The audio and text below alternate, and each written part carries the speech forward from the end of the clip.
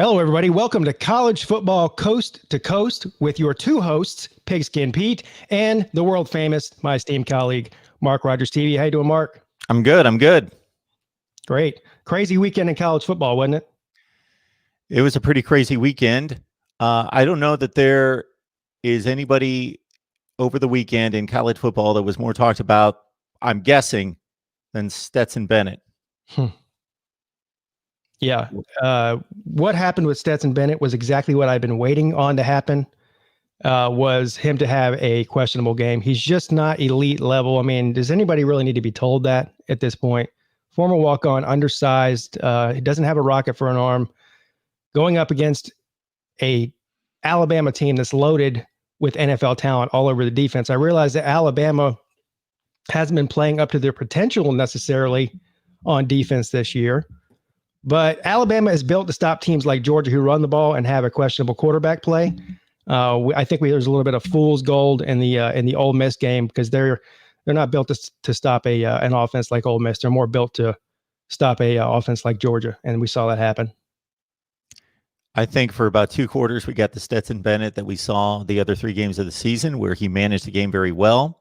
He made the throws. They moved the ball. They had 24 points at halftime.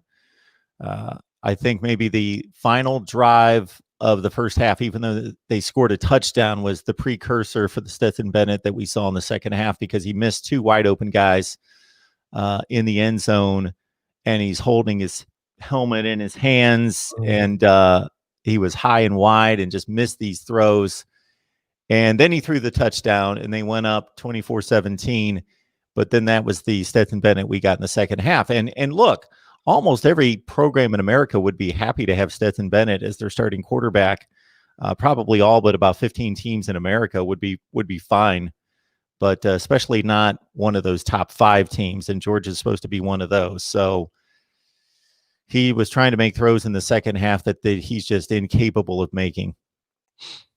I'll be interested to see what they do with him going forward, because if you're Georgia, your goal is, they're at a point now where their goal is to win the SEC every year. Now, they're not going to do that every year, obviously, but that should be their goal. So we know now that they still are in the race. They're still in the race for the East. They're still in the race for the SEC. If they get back to the SEC championship, there's probably about a 90% chance they're going to face up against Alabama again. So what do you do here if you're Kirby Smart? I think you have to roll the dice with another quarterback. You're not going to beat Alabama with Stetson Bennett, even if you get to the SEC championship. All right, I'm going to point to the helmet on your back wall there. 2017, what did Dabo do? They would have been just fine winning the ACC. No, 2018, after Kelly Bryant turned in what Kelly Bryant is in 2017, and you guys owned the ACC, but what happened in the playoff? You could only score 6 points against Alabama. Then early in 2018, Dabo could see that they could be safe and win the ACC and be good to go and make the playoff, but the goal is to win the whole thing. So let's get the young guy out there. Let's let it ride. And Kelly Bryant got benched after really not doing anything wrong, but he just wasn't the guy. True. They're going to have to do something. They have JT Daniels. I believe he's clear to play now. Time to go ahead and kick tires on him and see what he can do. If he can look, I mean, you have to be able to move the ball down the field against Alabama. The running game and then throwing these 5-yard passes is not going to beat Alabama. I mean, Alabama's got two of the best, if not the 2 best wide receivers in the country, and Smith and Waddle. And they are just blowing the top off of every team, even Georgia. So there's no reason for me to believe that if they did it once, they can't do it again against Georgia. And you have to be able to match that. There's very few teams in the country that can match that. Clemson's obviously one of them. And Ole Miss is one of them. I mean, say what you want to about how bad the team is or how mediocre the team is as a whole in Ole Miss, but they can move the ball down the field. And so we saw that success against Alabama. It'll be interesting to see what Kirby Smart does here. If they don't make this change, I'm not even sure if they can beat Florida. As bad as Florida's defense is, Florida's going to score. So they've got to be able to, same thing with Alabama. They got to be able to keep up scoring with them. And I don't think with Stetson Bennett, you can do that. I don't think Florida is quite as explosive as Alabama, but they're certainly one of the top 5 offenses, something in that range in the country. Yep. So, yeah, I think the Georgia defense, even in giving up all those points, I think they played pretty well. When you get in the second half and your offense starts going 3 and out, and then there's the pressure on of getting behind by 2 scores when it was a 1-score game the entire way, and then the defense starts getting worn down, and that's when Najee Harris really started to chew up yardage in the fourth quarter, and it becomes that deal where the defense can only hold out for so long. I agree. Hello, Goose Sports. Thank you all for joining us today on this Monday afternoon. Talk to the Paul. How are you doing? Michael Sachs Jr., Little C7, Denise Shepard, Clemson Jacob, Luke Walker's in a foul mood today. He's a North Carolina Tar Heel fan. Sorry about your luck, sir. And that's it. So we'll go ahead and dive into that now. Why not? Take the cue from Luke Walker here. We'll put his sad face up on the screen for everybody to see. This is the most disappointing loss of the week, especially if you're a North Carolina fan. I think it's also a bad look for the ACC. I was hoping we'd have a couple more teams that were top 5, top 10 caliber teams come the end of the season. Now look, right now the ACC has more ranked teams than any other conference. I mean, I don't know how much stock you put in that because there's so many teams with multiple losses at this point that normally wouldn't have that. I think that's the reason for that. But anyway, so North Carolina goes down to Florida State, and they just got their you-know-what's handed to them in the first half. And give credit to North Carolina. They fought their way back and almost won that thing at the end there. But you can't get down that far and expect to win the game. Do you think that this has more to do with Florida State improving? Because there has been an improvement from week to week of Florida State, especially since they made the quarterback change. We saw what he did when he went into Notre Dame the week before. They gave Notre Dame at least a fight. And then we saw what they did to North Carolina. So is this a combination of North Carolina being way overrated coming into the game, or is Florida State starting to look more like a decent squad? Not a good squad, but a decent squad. Well, I think the warning signs were there for North Carolina. They were 3-0, but they struggled for 3+ quarters against Syracuse. So Syracuse has turned out to be maybe the worst team in the ACC. So Syracuse is bad. They struggled at 10-6 into the fourth quarter with Syracuse. They turn around. They play Boston College. Boston College is throwing a 2-point conversion to tie the game with 45 seconds left. And Boston College, again, they're a decent team. They're like the 40th best team in the country, maybe 50. So you shouldn't be struggling if you're North Carolina and your objective is an ACC championship with Boston College in the final few seconds. And then the Virginia Tech game was nip and tuck, and that's a little bit more reasonable or understandable of a score. They got a couple late scores to widen that out. But, I think North Carolina needs to show us that they're truly a competitor. What this shows me, Pigskin, about the ACC is that, like we've talked about in recent weeks, we don't have these non-conference games to try to rate the conferences against each other. But with the ACC in particular, we're trying to look for that second team. And when Notre Dame beats Louisville 12-7, and when North Carolina loses to Florida State, and Miami took their shot, and it wasn't much of a shot. It was a 25-point loss that wasn't even that close. Then I don't know who that team is. I'm still guessing it's Notre Dame, but the next semifinal game to see who plays Clemson is North Carolina, Notre Dame. They get together. Miami doesn't play Notre Dame, and of course we got Miami, North Carolina. So we got a bit of a round robin there to try to figure out, can anybody? And I don't think the question is answered well for the ACC for a second tier. Can anybody challenge Clemson? Right. This may be the best thing to happen to North Carolina, quite honestly. We'll see how do they respond to adversity. You mentioned the Syracuse thing with how they struggled with Syracuse, and that's a great point because Syracuse isn't only the worst team in the ACC. They are at Rutgers and Kansas level right now. Bad. One of the worst teams in all the country. And man, how the mighty have fallen. They won 10 games a couple of years ago, and now they just went down the toilet in a hurry. But anyway, we'll see how North Carolina can respond to this. I still think that North Carolina is one of the more talented teams in the country when you look certainly at the quarterback position and even at the running back position and along the defensive line. North Carolina is way more talented than they normally are in any given year. Mac Brown needs to put it together.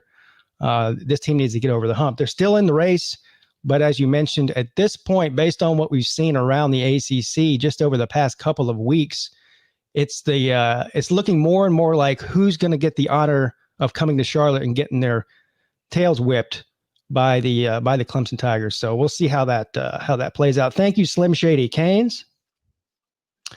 Pete said I was drinking to pick FSU. He also told me how good because offense is. Shake my head. I don't know what you're saying there, but thank you. But I did pick Florida State to cover the spread. I said I thought it would be closer than 13 points. I didn't see them winning the game though, and I don't think that most people did. I was right there with you. I figured they're at home, and even though it appears as though North Carolina should just completely blow out this team that's been struggling against everyone, if you look at the two rosters, if you look at the recruiting rankings, they're comparable teams in terms of talent. But when you got the stud quarterback, and Florida State's still a bit lost at quarterback, Jordan Travis has a bum shoulder. He went 8 for 19. That was Florida State was hanging on for dear life at the end.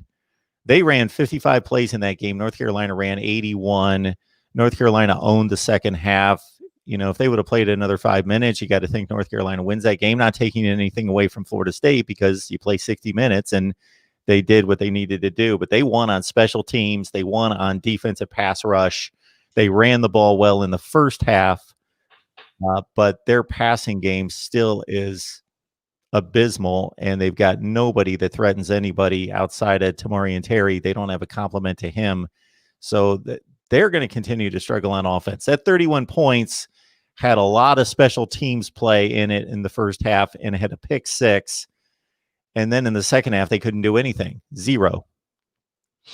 I'm really impressed with Florida State. Not that Florida State's a great team.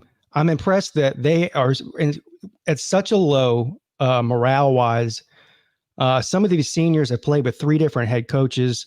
Things have just gotten worse and worse after year for the past 3 years. And things just were not looking good. And then coming into this game, nobody on planet Earth, other than Slim Shady Canes, apparently, thought that they had a chance to beat North Carolina. North Carolina was currently ranked number 5 in the country. And Mike Norvell finds a way to galvanize the team. And, I thought that Florida State may have given up on the season. I thought some of these upperclassmen in particular had just given up, that they've been through such a ringer emotionally. For them to come out there and come out strong in the game. And then when North Carolina had a chance to come back and beat them, they didn't let them. I know it came down to the very last play, but still they held them off and they never gave up. So I think that this is a good sign going forward. I think Mike Norvell is the right guy for the job. Obviously, there's still a lot of issues at Florida State that need to be fixed, but give the guy 2 or 3 years, and I think that they can be competitive in the ACC again. Yeah, this isn't going to be a building block toward a championship this year or some kind of miraculous breakthrough, but they can build on this, and the vibe in the locker room and in the football building has to be so much better on a Sunday and Monday coming back off a win like that versus just another beatdown, that it has to buy Mike Norvell at least a few more weeks of getting some effort out of these guys to say, hey, look at what we can do. Now we got Louisville next week. Who knows what to think of that game? Yeah, that's a tough one to pick.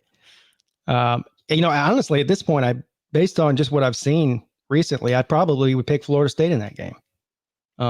I think that Florida State has better players. Yeah. Overall, but it's also hard to pick Florida State to beat anybody because they've struggled with bad teams all year. I mean, they lost to Georgia Tech, right? And we saw what just happened to Georgia Tech, 73-3 against Clemson. Give them 7. They did score 73-7. That's right. Give them their 7 at least. Right. 73-7. Sorry. I saw something I've never seen happen at Clemson before. Clemson's used to playing 90 to 100 players a game against inferior opponents. They're known for doing that. But I have never seen them play every quarterback on the roster and then run out of quarterbacks to play on the roster and then throw the punter in at quarterback. That is something I've never seen before. We also had another defensive lineman score a touchdown on offense. It was just wild. They were, the narrative that Dabo Swinney was somehow a jerk for running up the score. He did everything that he could. I mean, other than putting in the water boy. And if you're going to play your second and third and fourth string guys, what are you supposed to do? Tell them to kneel the ball 50 times in a row? No, I mean, listen, you got they train you and you practice to score points. You don't practice to kneel the ball. And think about if you're the fourth string guy, regardless of the position at Clemson, and you finally get on the field, and it's an ACC game. Yeah, you don't have to be throwing bombs and gadget plays and trying to run up the score, but run your offense, run it most of the time, and understand that, man, these guys are busting their tails all year, lifting weights, going to film room, running, all that stuff all year. They never get to play. And then suddenly they're in an ACC game. They're a four-string outside linebacker. They get to play. Let them play. Yeah, and some of these guys are fighting for roster spots. Sure. So they need to go out there and put their best effort forward to impress the coaches. If anybody's feeling better about themselves, I guess on the Sunday after that game, it's the Citadel. They only gave up 49. Right. Hey, that's a good point. I didn't even think about that. So I got the call last night that people were telling me, why are you so high on Clemson? Why are you patting them on the back so much? They just crushed Georgia Tech, and aren't they supposed to do that? And Georgia Tech's awful. And I said, I understand, but that's the team that was in front of them. And plug in the elite program or plug in the really good program that could possibly have played a Georgia Tech. And we've seen it. We see it almost every week. And they're sliding by 31-13, 42-17. I said, Clemson goes out. They play to their standard. Dabo's built a culture there where it's like, okay, we don't care what the opponent's doing, who they are. We're playing to our standard. Therefore, we're going full throttle and we're honing our game. And I think that's really impressive. If anybody gets hurt in those kind of games, it's our guy, Travis Etienne, trying to climb up these all-time lists when he only gets 11 carries for 44 yards. Right. And meanwhile, we saw Najee Harris at Alabama have 31 carries. So that's the difference between now, obviously they were playing a Georgia team and they needed to use him. He's one of their best weapons on offense, but that's the difference between an Alabama and a Clemson. Travis Etienne is only averaging around 11 to 12 carries for his entire career at Clemson. So when people, the criticism when he came back for his senior year instead of going to the NFL was, well, he's stupid. First of all, he's going to risk injury. Second of all, there's only so much tread on the tires for these running backs. Everybody knows that. I said, well, he's got half as much tread on his tires in college as every other first and second round pick that's going into the draft, pretty much.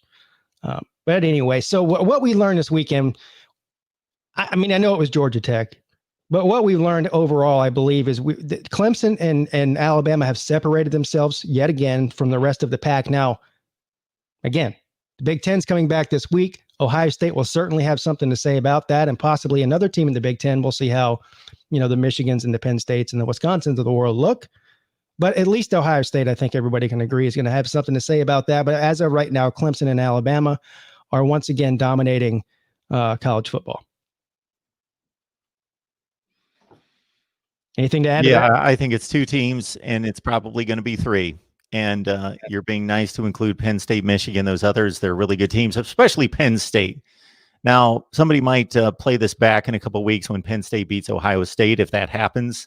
So I understand that it's not like Ohio State can just run through the Big Ten for sure. But most likely, those are the three teams. But we do know Clemson and Alabama. I've got Bama ranked at number 1 right now because I rank on resume. That doesn't mean I think they're the best team, but I've got them at number 1, Clemson at 2, of course. All right. Speaking of disappointments, South Carolina and Auburn this past weekend. Now, this does not surprise me. I picked South Carolina to win the game outright. We just talked about one of the most improved teams in the country this year, but is Auburn possibly the most disappointing team in the country this year, especially what we're used to? Auburn is not, they're not Alabama. They're not Clemson. They're at least over the past half of a decade, they've been they're one tier below. They're right there with the Georgias of the world, right? But this year, I mean, talk about how the mighty have fallen. This is eerily reminiscent of what happened to Florida State. Now, I don't think they're headed in Florida State's direction, so don't get me wrong. I'm not saying that. but they went from at least a top 10 perennial team to I don't even know if they're a top 50 team right now, Mark. So you might be a little bit surprised. I'm going to have people go back and look at Auburn's record year to year over the last 10 to 15 years. They have a very strange history, recent history. Win a national championship in 2010. 2 years later, they go 0-8 in the SEC and go 3-9. The next year after that, I don't think there's a turnaround like this in the history of college football, which I follow very closely.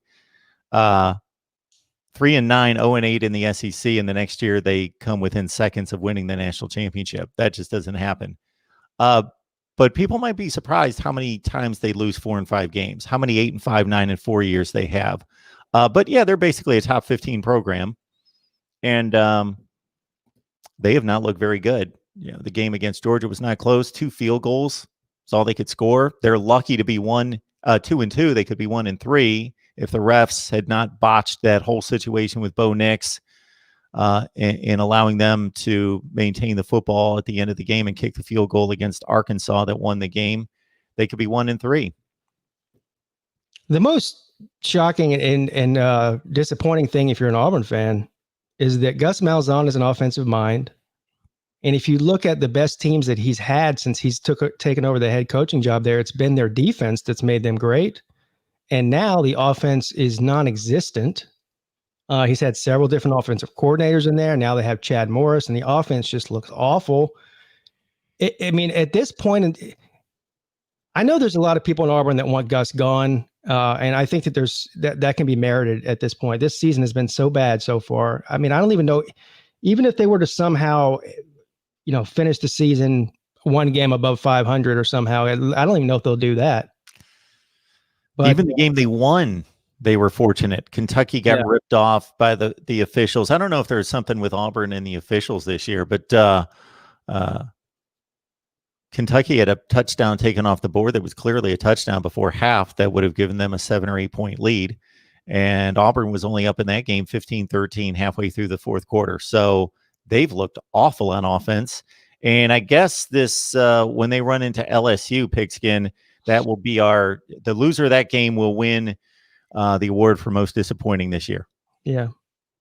Right. Thank you, Slim Shady. Canes says, I think the Pitt game was a big win for Miami. In the past few years, Miami would have hung their head and lost again after a loss like that to Clemson. That is true. And we did say leading into the game that was a huge game for Miami because they have a history of letting the team like Clemson's beat them twice in a row, and they did not let that happen. So Slim Shady, I am completely on board with you in that comment right there. But I think other Miami fans need to let that statement soak in. That's a big win against Pitt. That's where you are. And there's nothing wrong with that. That's part of the building process, that's a good win. But that's a good win. Right. Another team that's disappointing that had a lot of high hopes coming into the season, a team that's been a mediocre at best for a long time now, and every year seems to be the year that they're going to break through.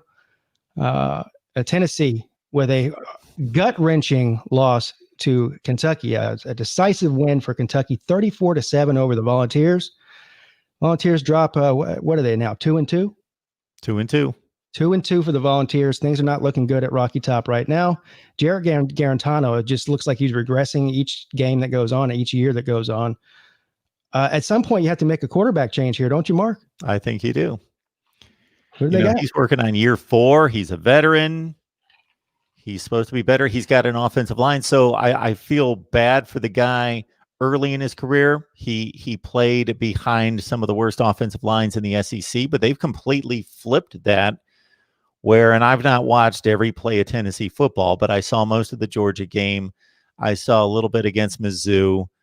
I saw the second half of the South Carolina game, and then they lose this game to Kentucky, and I watched a lot of that. And the 2 pick sixes that he threw, he was not under pressure. Drops back, clean pocket, and he threw just 2 horrible throws to each sideline. Well, no. The first one was a classic out route where he underthrew the receiver, didn't throw it to the sideline. The corner reads it, picks him off, comes all the way back. And then the other one, he's running around and just made an awful throw, trying to throw it through somebody. And I think they need to go to the backup at this point. They're not going to win anything this year, so might as well get the next guy ready. Look up who that is. I probably would know once I see the name. Jeremy Pruitt and Kirby Smart suffer from the same mental disorder. I mean, it seems as if they're so conservative with their quarterback play that they're scared to pull the trigger on somebody else out of fear of what, losing 4 games instead of 2 or 4 games instead of 3. I don't know what I don't get it. And you know what the funny thing about this, or the ironic thing, not the funny thing, is that they're both disciples of Nick Saban, and Nick Saban has made the change with his offensive philosophy, and we've seen how that's worked out for him in Alabama.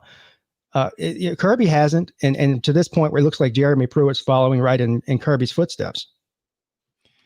Yeah, I think football coaches are conservative by nature, and that's one of the reasons why it's taken up until the last 5 years or so, 5 to 10 years, especially in the NFL. But it's certainly that the approach has dropped into college football in regards to just fourth down.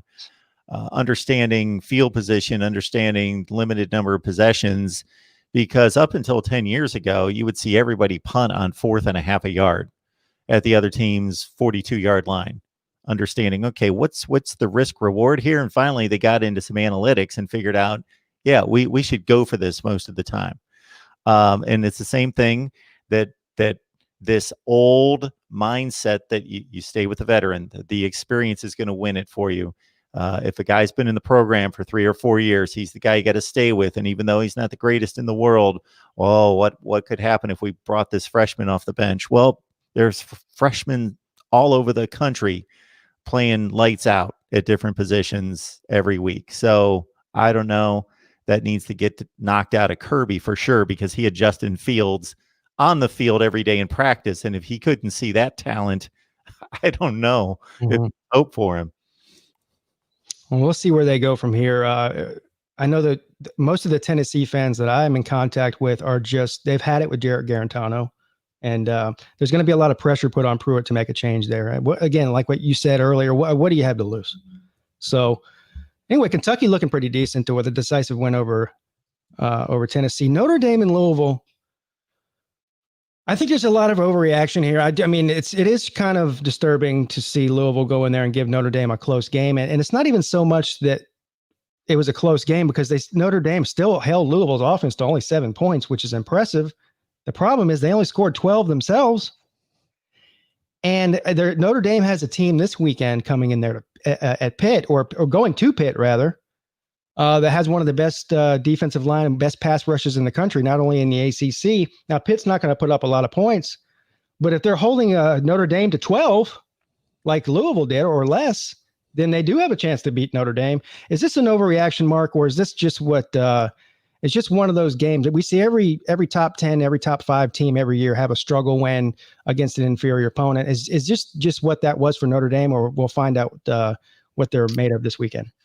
So let's see. Notre Dame beat South Florida 52-0. Other than that first game against Duke, that was a 1-score game into the fourth quarter. They won that 24-13, 27-13, something in that range. That wasn't impressive against a bad Duke team that's losing to everybody else for the most part. And then they beat Florida State last week. That wasn't too impressive either. They were down 17-14. They were up 1 to 2 scores in the second half in that game. They won by 16. I think there's some cause for concern for Notre Dame. I think they're a good team. They're a solid team. They're a top 15 team, but they entered the ACC this year, and people were getting excited about Clemson having a challenger, and they don't have a challenger right now. There's no way Notre Dame can play like this, and they got to raise their game considerably. Even if they were going out beating Louisville like they should, 42-14, I'd be like, okay, well, that's what you should do. I don't think you're ready for Clemson yet, but you're playing the kind of football that we would expect to see. But they've pretty much played like this, except for the South Florida game, since week 1. You know what surprised me this year about Notre Dame the most? Clearly, it's Ian Book. I thought that this was going to be the season, his breakout year. He played. I mean, he's had his moments in the past couple of years. There, don't get me wrong, he's a good quarterback, but he's not exactly lighting the world on fire. And he's not. Again, like a lot of quarterbacks that are good, they'll start out slow and they'll get better. At right around this point of the season, you'll start to see them catch their groove. We're not seeing that from Ian Book. Now, how much that has to do with his with the offensive line of the receiving core? I think Notre Dame still has one of the best offensive lines in the country, so I'm not going to blame it on them. Is it the receiver? Is it a receiver problem, or is it a combination of Book and the receiving core? I don't know, but the offense is clearly not clicking right now. And if they continue not to click whenever Clemson comes into town in a couple of weeks, it's going to be a long day for the Irish. Yeah, we're going to see a college football playoff score from a couple of years ago. If they're scoring 12 points against Louisville, and again, one game, but they only scored 27 against Duke, 24, 27, something in that range. Yeah, how are they going to score against Clemson? Yeah. And I've said, Notre Dame being independent for all this time, and then due to the weird year that we had, they joined the ACC. They have been bragging about how much better they are than the rest of the ACC outside of Clemson for some time now. And so anything less of at least making it to the ACC championship and being competitive in the game, they don't have to win it necessarily, but be competitive in the game is a big loss. And it's a bad optic for Notre Dame. Yeah, well, to their defense, they have backed up their claim about the rest of the ACC in winning all these games against the ACC. They basically clean up on the ACC every year to the tune of 5-0. They have for the most part. I'd have to go back ever since they signed that contract to add up the record, but I'm trying to think who they lost to other than Clemson. Miami. They lost a game against Miami a few years. Oh, yeah. 2017, they went down there and got housed. Yep. But other than that, they're picking up their 5 wins against the ACC just about every year. Yeah. And a lot of that's been the ACC for at least for the past 2 seasons, and maybe some can argue this season still too. The ACC's been so bad, but I don't know. We'll see what happens. Notre Dame's got a lot of things to fix over the next couple of weeks, and they don't need to be looking ahead either, because Pitt is a team. I've had this game circled on Notre Dame's schedule since before the season started, saying that this is going on the road to Pittsburgh is a trap game for Notre Dame. So hopefully they can get things done there. So Pitt is now 3-3. Yeah. And you can look at this a few different ways. Number one, I'm going to think about all the people that, all the Pitt fans that were all over me when I picked them to go 5-6, that I was out of my mind. So we'll see what they finish. But they're looking at 3-4 right now. But on the other hand, they're probably too good of a team to normally lose 4 consecutive games. So the odds say that this is an upset special. It is, and basically because of the defense, the problem Pitt has, and the reason they're underperforming according to my expectations for them. Now, I didn't expect them to be competing for the ACC or anything, but their offense is next level bad right now. They just can't move the ball at all. They got quarterback problems. Their quarterback was hurt. I don't even know what his status is for this coming game. Do you know? I got to think that he's probably going to play, because there was actually question as to whether he might be able to play this past week. Kenny Pickett, the backup, Joey Yellen, he threw for like 240 yards in 1 quarter against Miami. They were really shaky on offense. I watched every play of that game, really shaky early. Well, once they started to hit their stride in the second half, they just got into a situation where they kept kicking field goals in the red zone. They would make the one bad play in the red zone. They had a ton of bad penalties, Pitt did. But they started throwing the ball on Miami all over the place. Yeah. I saw somebody ask earlier, why didn't DJ Uiagalelei play when they played everybody, including the water boy at quarterback? Well, the answer to that was he had a sore shoulder, I think, from the game the week before. Against Miami. So there was no reason to put it in there and risk him aggravating that shoulder. So they kept him on the sideline. Nothing serious though, just soreness. Some good news, Mark. We're talking about all these teams that have bad news. How about Arkansas Razorbacks?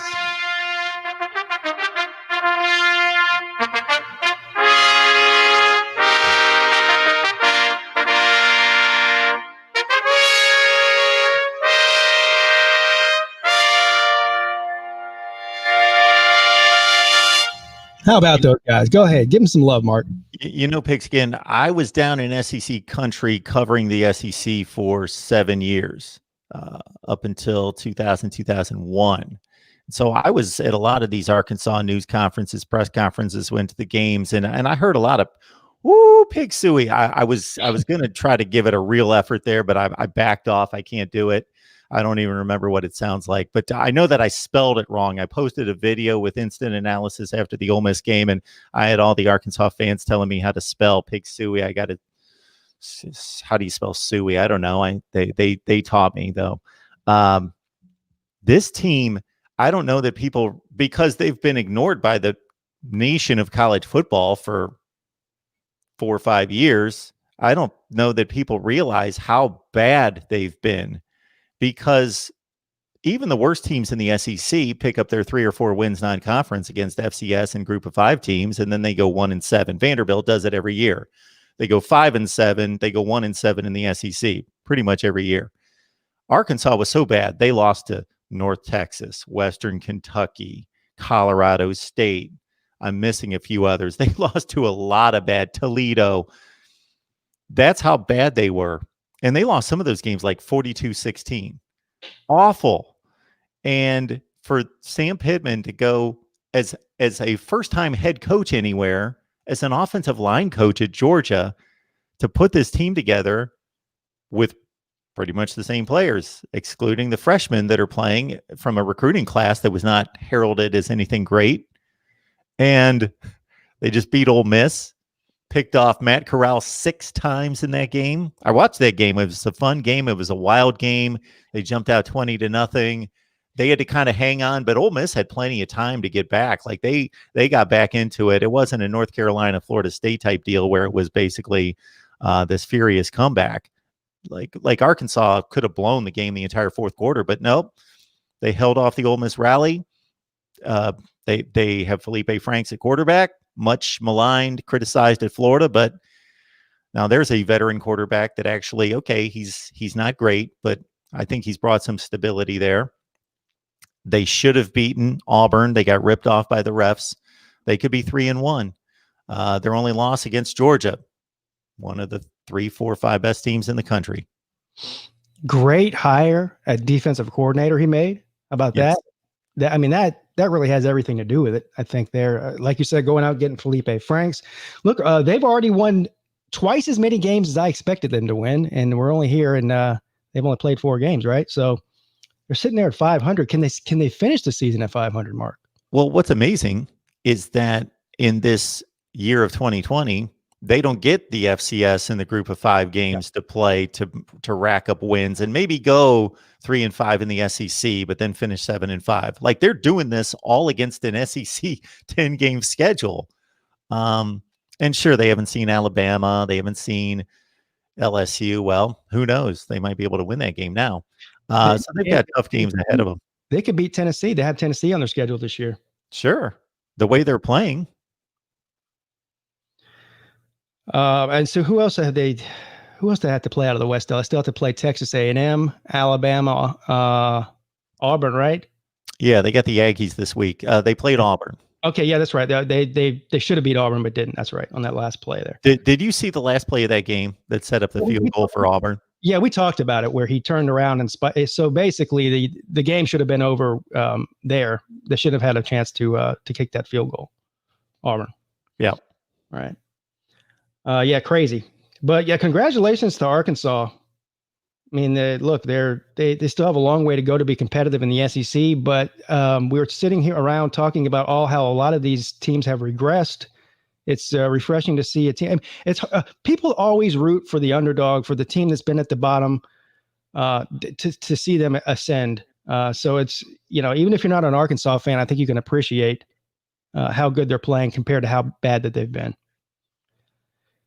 NC State, and to talk about another team to come from the bottom up. Now, I still don't quite know what to make of NC State, Mark. But at this point of the season, you have to give them credit where credit's due.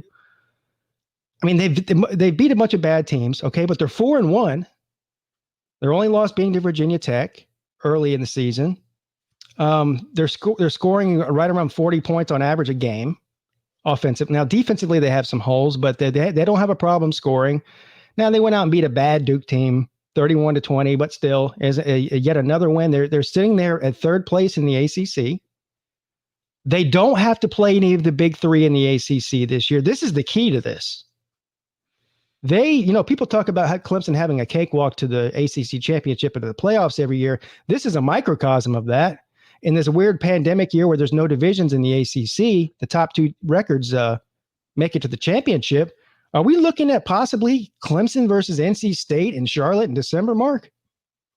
So this brings me back to evaluating all the revised schedules. So when the schedules got trashed, they revised the schedules. I was looking for those. Okay, who has to play A, B, and C in each conference, or who gets to avoid A, B, and C? And there was usually a team or two in each conference between the ACC and the SEC, and now the Big Ten schedule, where you would say, okay, look out for them, even though they're really not that good. Look out for them, or they get screwed. They got to play everybody. Nebraska has to play Ohio State and Penn State, for example, out of the Big Ten East. But for NC State, I kind of just shrugged it off. I thought, and I outlined it. I said, this is the team that's got the easiest schedule. Yeah. They avoid Miami, Clemson, Notre Dame. They get to play North Carolina, of course. That's their arch rival. So I'm glad the ACC kept that game. And that's coming up this week. That's huge. But I thought, they're the team with the easiest schedule in the league, but they're not going to be able to take advantage of it. Doesn't matter. Oh, maybe it does matter. Yeah. I'm with you. When the schedules came out, I said, "Oh, look at NC State. They're dodging all the best teams in the ACC." But I didn't think anything of it. I said, "Well, they're still so bad. They're still going to lose 4 games, even playing the lower level." I mean, we saw where they were last year. They were just awful. So they are the most improved team in the ACC, and I don't really even think it's close this season. Can they sustain this, though, or is this a fool's gold situation? Are the wheels going to fall off at some point? I don't know. I keep waiting for them to fall off every week, and it's not so far.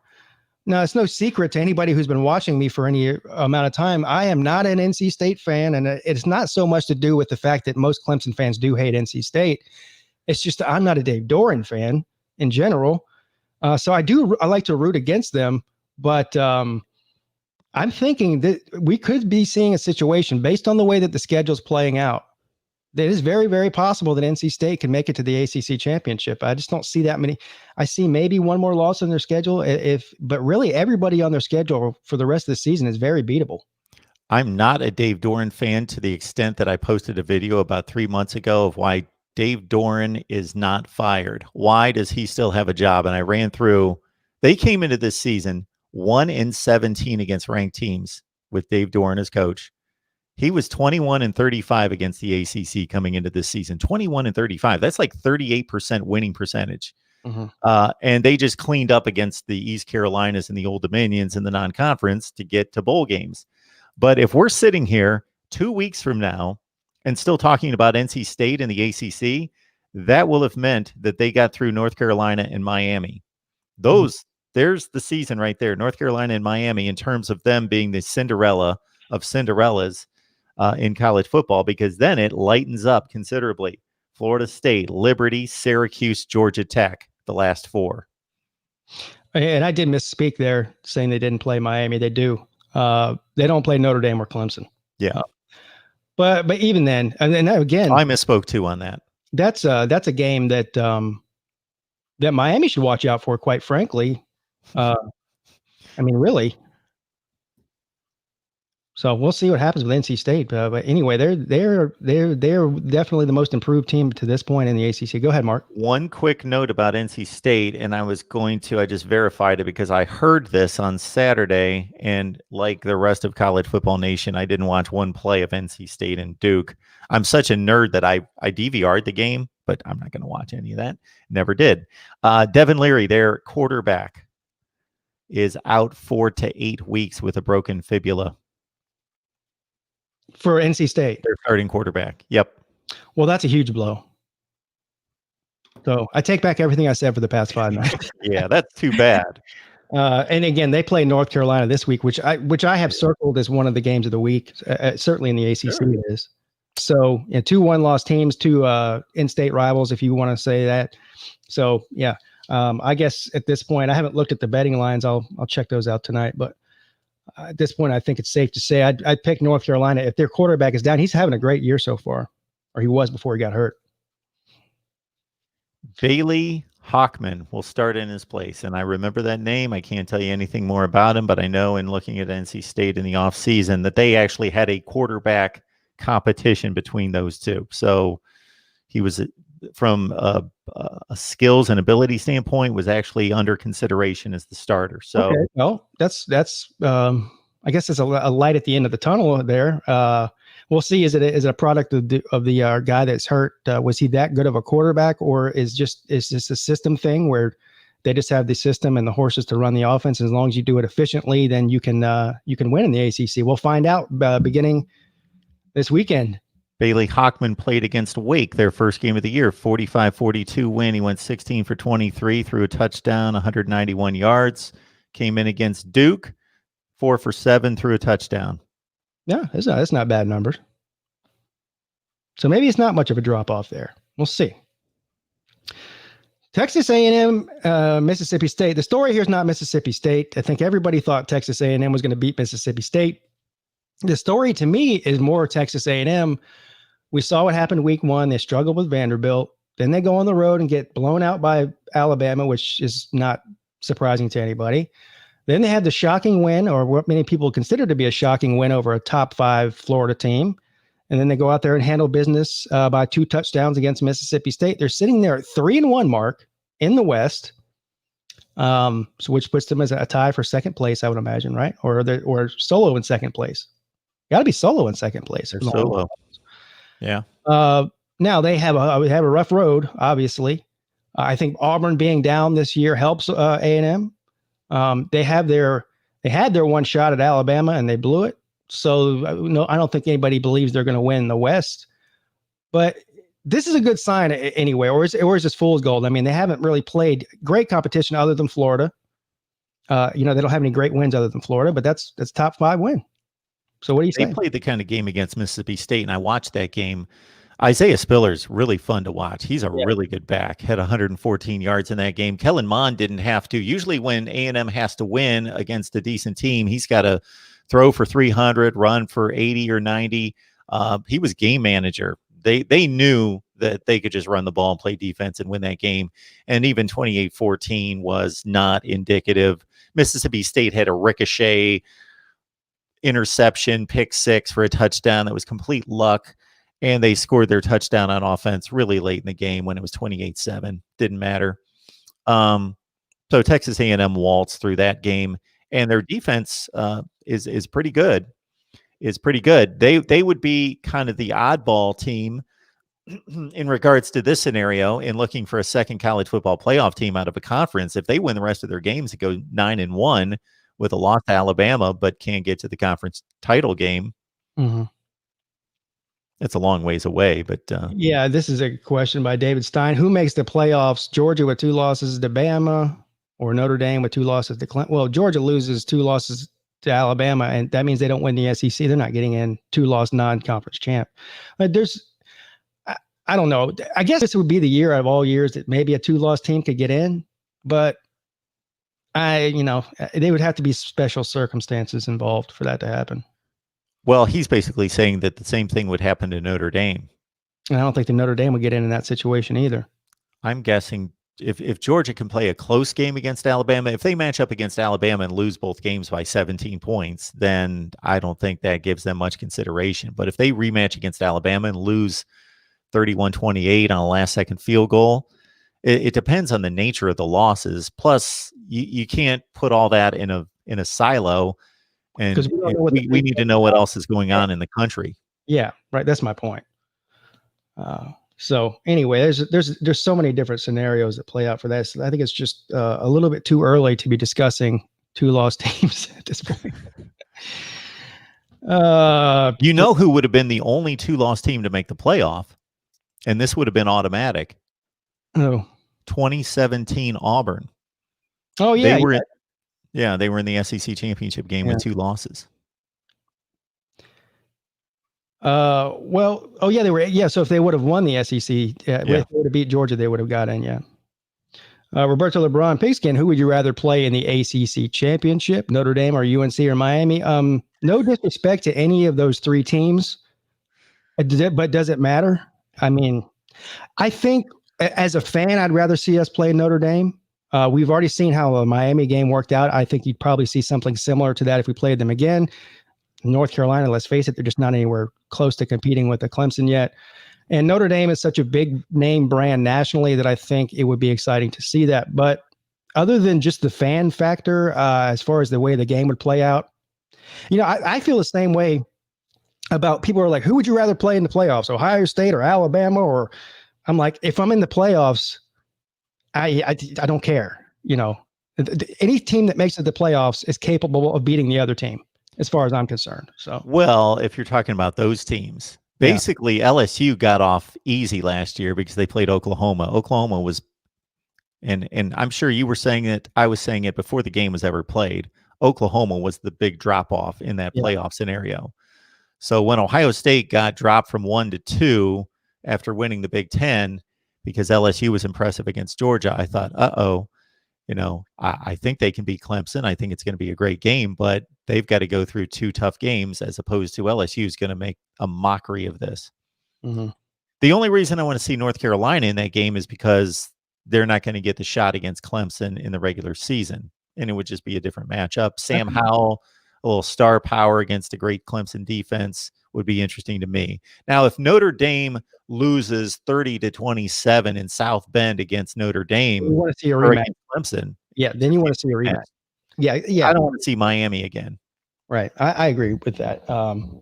But in the long run, I don't really care. I don't have a preference. So, all right, we got about 10 minutes left here, Mark. Let's talk a little bit about the Big Ten's big return. We got a couple of interesting games. I know everybody's eager to see the Ohio State Buckeyes, the preemptive number 1 team in the Big Ten. And I think within a couple of weeks anyway, they're already in the top 5 in the AP poll, aren't they? Even though they haven't played. We can debate about that all you want. But the bottom line is Ohio State is considered to be one of the top 5 teams in the country, whether they've taken a snap or not. We'll get our first look at the 2020 Buckeyes team. What do you expect to see? I mean, clearly you follow the Buckeyes closer than most people probably on my channel, certainly closer than I do as far as the roster and the coaching and all that. So obviously Justin Fields is coming back, what many people consider to be a top 3 Heisman candidate, to right there along with maybe Mac Jones at this point, Trevor Lawrence, Travis Etienne, Najee Harris. He's right in there in that mix. You guys lose one of the all-time best rushers at Ohio State, J.K. Dobbins, from last season. But Ohio State seems to be one of these teams, a lot like Georgia, a lot like Alabama. When you lose a top 5 running back in the country, you just plug another one in there and keep on rolling. So who are you looking for other than Justin Fields to have a breakout season this season? And also consider that this is a team that had 2 of the top 3 NFL draft selections, meaning 2 of the top 3 guys that were drafted off the Ohio State defense, Chase Young and Jeffrey Okudah. So they lose their best pass rusher, lose their best corner, but Shaun Wade, who's now their number 1 corner, is going to be a top 15 pick in the NFL draft. Really, the only concerns for Ohio State, as you mentioned, replacing J.K. Dobbins, there's really not one guy. There's Marcus Crowley, there's Demario McCall, there's Steele Chambers, and in particular, there's Master Teague, who we saw in the playoff game a little bit against Clemson when J.K. got hurt. And they got Trey Sermon from Oklahoma. So they got a lot of depth at running back, but who's going to be the guy or who's going to be the 2 guys is a bit under question. Probably Master Teague and Trey Sermon, who gained 1,000 yards a couple of years ago at Oklahoma. So they've got a lot of candidates at running back, but maybe not another J.K. Dobbins. The receivers, they're loaded. They got 6 or 8 guys that will get some snaps. even though they lost a couple more NFL wide receivers. The offensive line stacked. Maybe the linebackers, there's some question mark. The guys that will play, that will start in the secondary are Ohio State standard, but they've got some depth issues in the secondary. So I think replacing J.K. Dobbins and finding depth in the secondary, other guys that can play there and play at the level that they need them to play at, are the biggest questions for the Buckeyes. And they play against Nebraska to open up the season. That's it. Where's that game? Is in the Horseshoe, isn't it? Yes. Okay. So it's in Ohio State. Not that that really matters. I mean, I think there's a clear-cut difference between these two teams, but you don't sleep on Nebraska for a couple of reasons. Number one, I mean, we're not talking about an FCS or a Group of Five team here. They are a Power Five football team, and they have a really good coach, and they have a lot of talent on their team. Also, it's the first game of the season after a long playoff since the last time they played a live football game. The last time they played was against Clemson. Almost 11 months ago. So we saw first, it was started with the Big 12 and the ACC. We saw a lot of weird stuff happen in the first week with the favorite team. Just a lot of rust to knock off. Teams come out flat. The other team has had a lot of time to scheme up for you and maybe throw some wrinkles into their system to try to throw you off. If you're Nebraska, I'm sure they're doing that. I'm sure Scott Frost is doing that. So this could get interesting. Now, I think at the end of the day, I mean, nobody's expecting an upset here, but at least in the first half, I think you watch out to make sure that Nebraska doesn't somehow throw some wrinkles in there and get up on you, and you're not coming from behind in the second half. It's possible. 2 years ago, Nebraska came to Columbus, and they were only a 4-8 team at the end of the year. They were playing a lot better at the end of the year, but Ohio State went on to win the Rose Bowl and were a top 3 team in the country, and it was 36-31. It was a game. Ohio State went up there last year and had 45 points on at halftime. So maybe something in between those. But I would lay the 21. I think Ohio State's going to lay it on them pretty well. But like you say, it could be a 1/2 game that is pretty interesting. I made a fortune, figuratively, because I can't bet a fortune, but I made a fortune, a killing, as they say in the betting world, betting on Ohio State every week last week to cover. And they did 11 out of 12 in the regular season. I think they covered, and most of them, they covered by 2 touchdowns or more. I mean, they cover like nobody else. So I'm with you. I think when it's all said and done, by the time the clocks hit 0, this won't be a contest. I kind of hope. I know people think I hate Ohio State and everything. I don't hate them. Of course, when they play Clemson, we know who I want to win that game. But outside of them playing Clemson, I really am indifferent to whether they win or lose every week, unless I'm betting on them. But I would like to see at least a competitive game out of Nebraska. And this has more to do with Nebraska than it does Ohio State. It's time for Scott Frost to kind of put up or shut up. He's entering the Jim Harbaugh territory. Now, obviously, he took over a much worse situation than Jim Harbaugh did, but Jim Harbaugh didn't take over a rosy program either.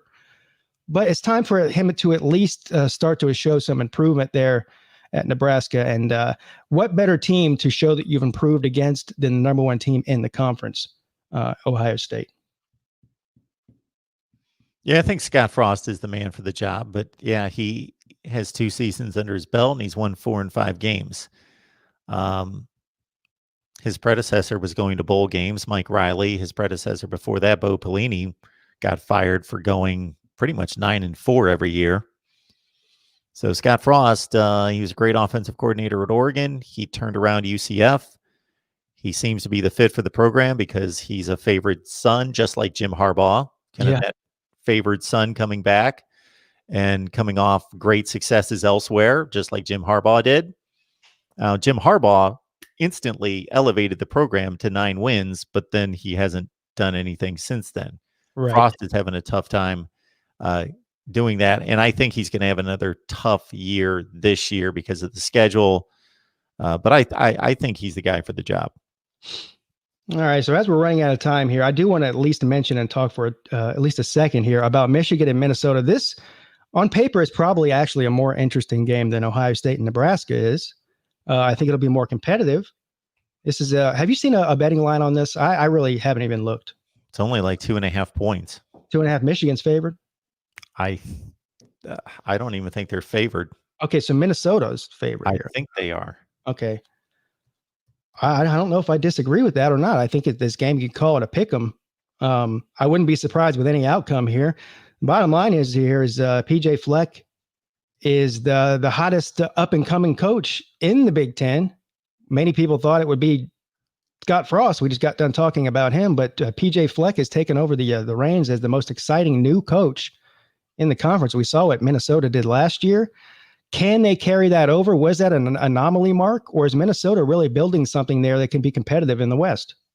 I think they're building something, and I think there's no reason for them not to compete with Wisconsin and Iowa and maybe Nebraska at some point for the division most years.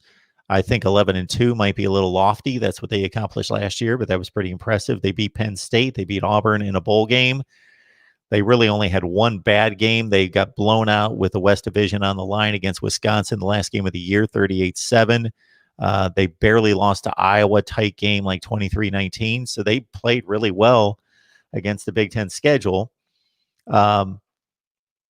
Considering that Michigan is starting a first-time quarterback in Joe Milton, and Minnesota's got a very reliable Tanner Morgan who threw 30 touchdowns and only 7 picks last year. That's a huge advantage. They're at home. I remember they had a player opt out, their number one receiver. Did he opt back in? He's back. Rashad Bateman. Yep. Yes. So that's a huge, that makes a big deal. So he basically opted out just believing that Ohio State wasn't going to play until the spring. And once they said that they were going to return, he came back. That's what happened. Right. Yeah. He's playing. Yeah. So I'm looking, I don't want to compare PJ Fleck to Dabo Swinney because, there's no comparison as far as results on the field obviously Fleck has only been a Power 5 coach for 2 seasons or 1 season? 2 seasons. PJ, this is his 3rd year. Yeah, he's been one for 2 seasons already. This is his 4th year. His 4th year at Minnesota? Yeah. His first year was 2017. So in 2016 with Western Michigan, they went to the Cotton Bowl, went undefeated in the regular season. So 2017 was his first year, and they only went 4-8, 5-7 the first year. They had a really rough year. Then the second year, they were off to a really rough start. Then they really rallied at the end, won the last 4, beat Georgia Tech in a bowl game. Then they had the big year last year, 11-2. He just reminds me of Dabo Swinney in certain ways. The goofy personality. Now Dabo Swinney has some goofy sayings as well. The BYOG and there's a bunch of different ones. And then of course you have the row your boat thing with PJ Fleck, which he brought over from the previous school that he worked at. But I don't know. I feel like these are just two people that a lot of people like to point and laugh at. But when it's all said and done, the players love to play for them, and they're winners. Let's just call them what they are.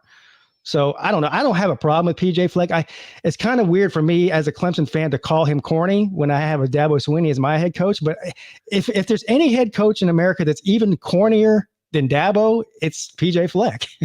He is. Dabo's the Southern corny, and PJ's more of a salesman corny. He wears the sweater with the tie. He's like a used car salesman guy, right? Now, Minnesota opened as a 1.5-point favorite, and the money has really swung to Michigan, where they're a 3-point favorite now. That's what I'm seeing here. Whoa. Wow. Let's talk a little bit about Michigan. We got another just minute here or so.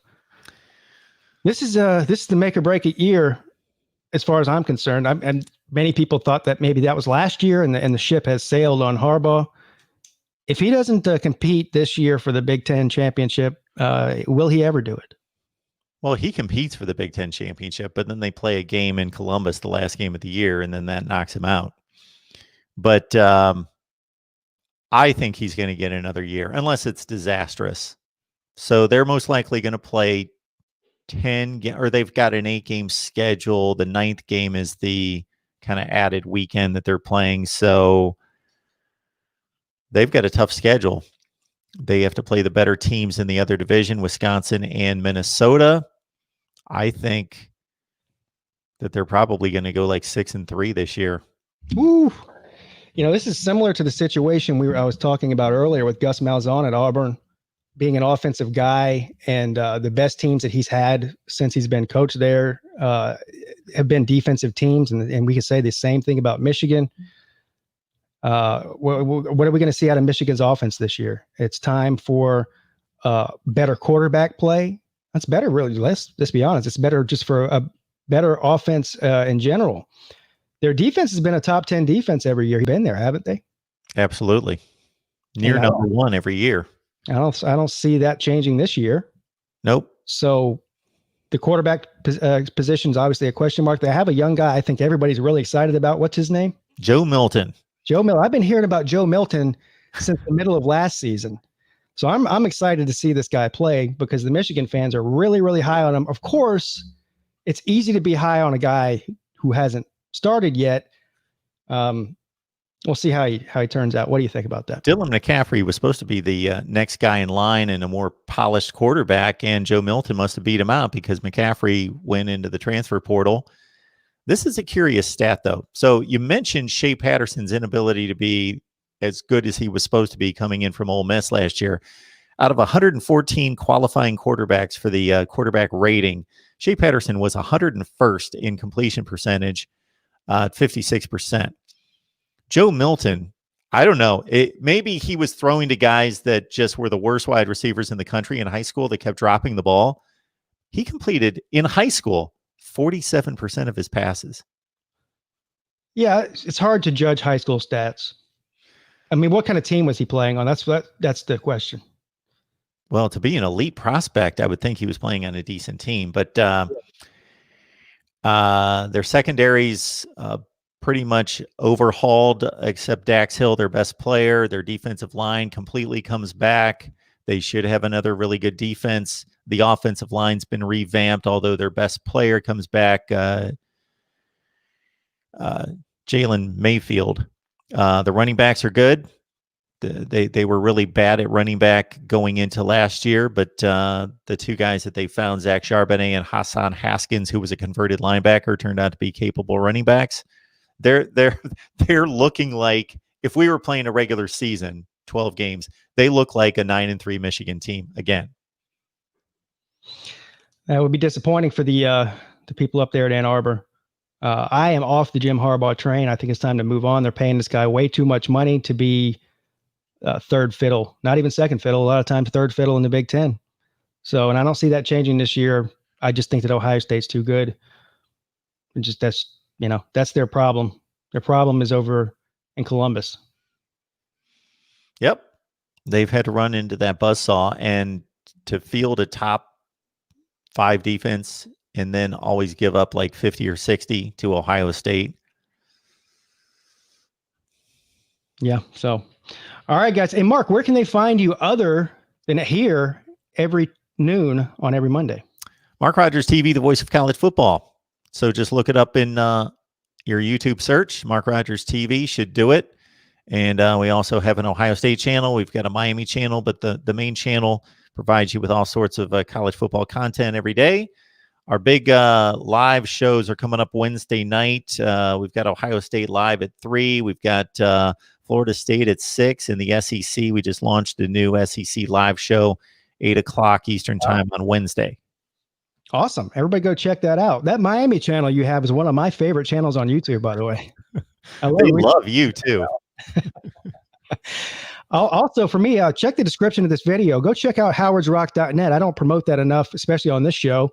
It's my website. Go and register. You don't even have to be a Clemson fan. It takes you 2 seconds to register. Just put your display name, your email address in there, and you can get a 20% off coupon to the NCAA apparel store. We have all officially licensed NCAA gear on there. And it's not just for Clemson. There's probably 18 or 20 different teams on there. We're adding more and more teams each week and more stuff each day to each team. So go check that out. And I will be back tomorrow afternoon at 12 o'clock on Uncle Lou's channel for the Lunch Money Show, where we talk about betting lines. And then, of course, tomorrow night at 9 p.m. right here on this channel, I'll be on here with college football talk with my man, Bobby Durkins.